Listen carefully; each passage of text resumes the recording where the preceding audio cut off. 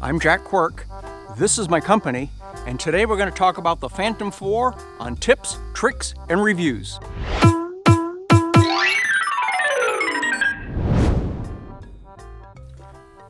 If you're a regular subscriber, you know that I got this last week to replace my DJI Inspire 1. The Inspire 1's a wonderful aircraft, but we travel a lot and it was a real hassle because of the size. I held off replacing it because it did really well in the Oklahoma wind, and most of the time we can't wait for the wind to settle down to fly. And when we travel somewhere to fly, we need to be able to fly. A good friend of mine got a new Phantom 4 and I got to spend a little time with it and found that it actually, in most cases, did a little bit better than the Inspire 1. So I've had this for about a week now and I put a couple of hours of flight time on it. And there's a couple of things that I'm still not quite pleased with, but I think I found some workarounds. The first problem is the magnets for the compass are in the bottom of the legs. So anytime you try to take off on something metal, you get a compass warning and you can't take off. I know what you're thinking. Why is that such a big deal? Well, we take off and land in a lot of places where, well, you just can't find a smooth surface. So I always used to use the hood of my car. It made a great launching pad. I made this launching pad out of foam core for the Inspire 1, but the problem was I had to put metal in it to weight it down.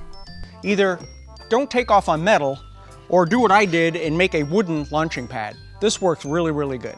The other problem is, because the landing gear is so narrow and the aircraft sits up so high, landing in high winds is a problem. It tends to want to tip over all the time. Where the Inspire 1 never had that problem. The landing gear had a nice wide stance and the aircraft was heavy enough that when it landed, it wanted to stay on the ground. So the workaround?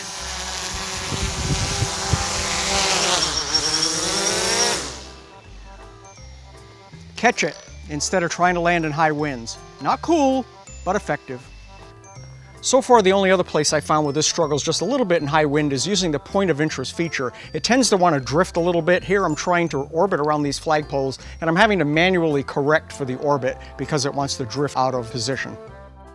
I know it sounds like I've been really ragging on this poor little aircraft, but so far it has really exceeded my expectations. The new gimbal is rock solid regardless of what the wind is doing. The batteries are amazing with a flight time of way over 20 minutes.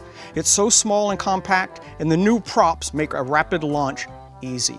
If you're considering a drone and you're stuck between the Inspire 1 or the Phantom 4, you really should give the Phantom 4 a look. I recommend it. Go ahead and ask any questions you have in the comments below about this episode, and please subscribe to our channel. And until next time, stay tuned!